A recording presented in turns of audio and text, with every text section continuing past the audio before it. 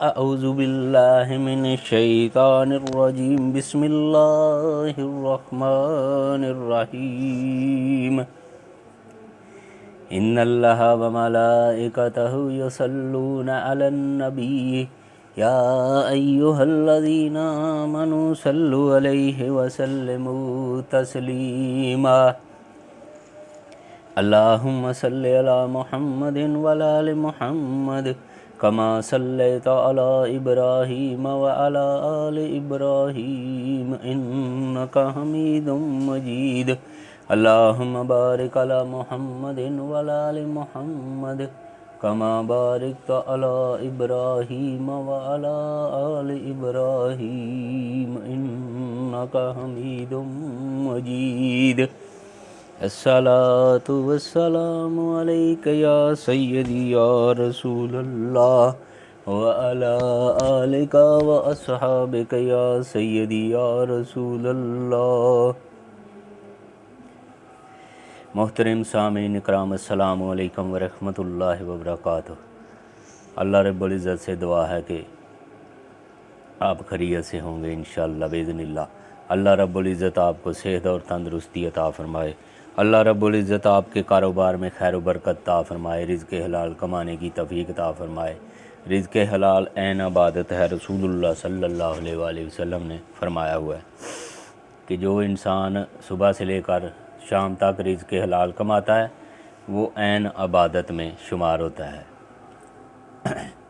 نیکیوں کے پلڑے میں وہ کل قیامت والے دن تولا جائے گا، اس کی عبادت ہی شمار ہوگی۔ تو رسول اللہ صلی اللہ علیہ وآلہ وسلم کا ارشاد آپ کا فرامین ہے کہ کبھی بھی زندگی میں جھوٹ نہ بولو، اور رزق جو تم کھاؤ وہ بھی حلال کا ہو۔ رسول اللہ صلی اللہ علیہ وآلہ وسلم نے ارشاد فرمایا کہ ایک آدمی مہینوں کا سفر کر کے، بہت طویل لمبا سفر کر کے حرم پاک کے اندر پہنچا، خانہ کعبہ کے اندر پہنچا اور غلاف کعبہ کو پکڑ کر اللہ کی بارگاہ سے دعائیں کر رہا ہے، التجائیں کر رہا ہے، گڑ گڑا کر رو کر دعائیں کر رہا ہے۔ تو رسول اللہ صلی اللہ علیہ وآلہ وسلم نے فرمایا کہ اگر اس کا رزق حلال نہیں ہے، اس کے پیٹ کے اندر جو رزق وہ کھاتا ہے وہ حلال نہیں ہے، جو اس نے پہنا ہوا ہے جسم کے اندر، جسم کے اوپر لباس پہنا ہوا ہے وہ حلال کا نہیں ہے، تو اس کی کوئی دعا قبول نہیں ہوگی۔ یہ میرے اور آپ کے آقا مصطفیٰ جان رحمت پہ لاکھوں سلام کا فرمان ہے۔ رسول اللہ صلی اللہ علیہ وآلہ وسلم نے ارشاد فرمایا، آپ صلی اللہ علیہ وآلہ وسلم کا فرمان ہے کہ جب انسان جھوٹ بولتا ہے نا تو جو اللہ کے فرشتے ہیں نا، جھوٹ بولنے سے ایک خاص قسم کی انسان کے جھوٹ بولنے کے ساتھ ایک بدبو نکلتی ہے، تو وہ بدبو ہم تو نہیں سونگھ سکتے لیکن اللہ کے فرشتے سونگھ لیتے ہیں، اور وہ 1 میل انسان سے پیچھے ہٹ جاتے ہیں، 1 میل دور چلے جاتے ہیں انسان سے۔ یعنی اتنی بڑی یہ لعنت ہے کہ ہمیں تو وہ بدبو خاص قسم کی نہیں آتی، اور رسول اللہ صلی اللہ علیہ وآلہ وسلم نے فرمایا کہ اللہ کے فرشتوں کو وہ جب جھوٹ بولتا ہے تو جھوٹ کے ساتھ ہی وہ بدبو خارج ہوتی ہے، نکلتی ہے، تو وہ بدبو جو ہے وہ اللہ کے فرشتے سونگھ لیتے ہیں، اور 1 میل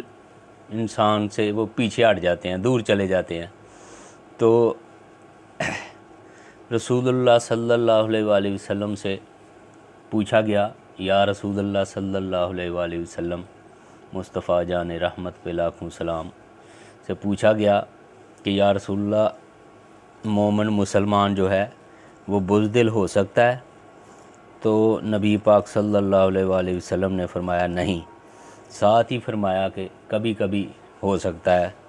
بزدل بھی ہو جائے۔ تو پوچھنے والے نے پوچھا، یا رسول اللہ، کیا مسلمان مومن جو ہے وہ بخیل ہو سکتا ہے؟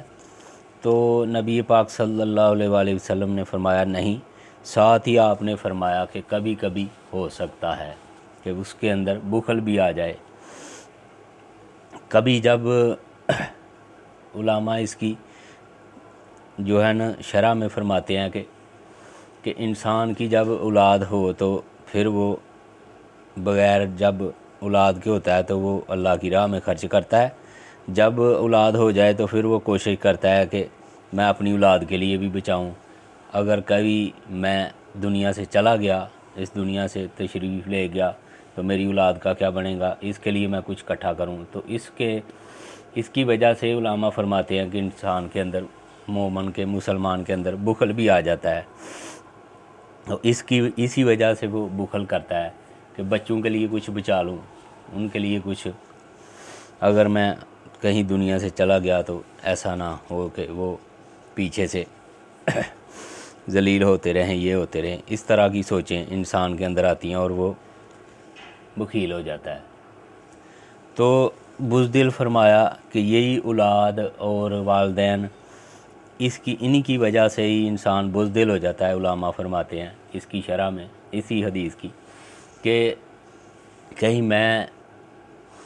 چلا گیا دنیا سے، فوت ہو گیا تو میری اولاد کا کیا بنے گا، میرے والدین ہیں، میرے بھائی بہن ہیں، ان کا کیا بنے گا، تو اس وجہ سے کبھی وہ بزدل بھی ہو جاتا ہے۔ تو رسول اللہ صلی اللہ علیہ وآلہ وسلم سے اسی شخص نے پوچھا کہ یا رسول اللہ کیا مومن مسلمان جھوٹا ہو سکتا ہے؟ تو اس کے اوپر رسول اللہ صلی اللہ علیہ وآلہ وسلم نے 2 ٹوک ارشاد فرمایا کہ ہرگز مومن مسلمان جھوٹا نہیں ہو سکتا۔ تو جھوٹ اتنی بڑی لعنت ہے، اللہ اور اس کے فرشتوں کی، رسول اللہ صلی اللہ علیہ وسلم کی لعنت ہے جھوٹ کے اوپر۔ اور زندگی میں میرے دوستو یہ مختصر سی زندگی ہے، اس کے اندر جھوٹ نہ بولیں، اپنا نامہ اعمال جھوٹوں کے ساتھ نہ بھر دیں کہ کل قیامت کے دن نامہ اعمال دیا جائے تو اس میں دیکھا جائے کہ جھوٹوں کے ساتھ ہی صبح سے لے کر دکانداری کر رہا ہے، تجارت کر رہا ہے، کاروبار کر رہا ہے اور جھوٹ ہی بولے جا رہا ہے اور اپنے کھاتے کے اندر جھوٹ لکھوا رہا ہے۔ تو قیامت کے دن جب نامہ اعمال ہاتھ میں دیا جائے تو دیکھے تو جھوٹوں سے ہی بھرا ہوا ہو، ہر کام میں جھوٹ، تجارت میں جھوٹ، دکانداری میں جھوٹ، اور بھی دیگر جو بھی کام وہ کر رہا ہے، کسی بھی شعبے کے اندر ہے تو وہ جھوٹوں سے ہی نہ بھرا ہو۔ آپ صبح سے لے کر سچ بولیں، اور سچ میں نجات ہے، اور اللہ کا رزق بھی، اللہ رب العزت رزق بھی زیادہ دیتا ہے اور خیر و برکت والا رزق ہوتا ہے۔ میں نے خود اپنی آنکھوں سے دیکھا اور سنا ہے، فرماتے ہیں کہ یار ہم تو یہ جھوٹ نہ بولیں تو ہماری دکانداری نہیں چلتی، ہمارا کاروبار نہیں چلتا، ہماری فیکٹری نہیں چلتی، ہماری تجارت نہیں چلتی۔ ارے یار سب کچھ چلتا ہے، اگر تم جھوٹ چھوڑ دو، سچ بولنا شروع کر دو تو اللہ کی قسم ہے پہلے سے زیادہ رزق تمہیں اللہ رب العزت عطا فرمائے گا، اور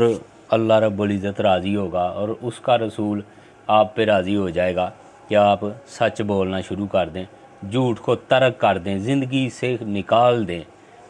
یہ پوری امت جس میرے نبی پاک صلی اللہ علیہ وآلہ وسلم کی سنت مبارک، آپ کا طریقہ، اللہ کے احکامات کو چھوڑ کر ذلت اور رسوائی کا سبب بنا ہوا ہے نا، تو یار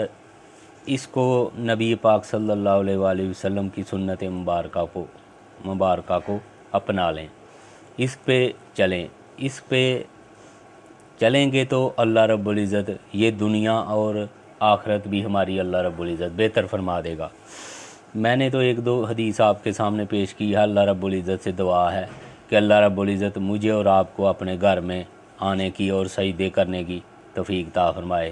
مجھے اور آپ کو اللہ رب العزت 5 وقت کا نمازی بنائے، نبی پاک صلی اللہ علیہ وآلہ وسلم کی مبارک سنت پہ چلنے کی توفیق عطا فرمائے۔ وما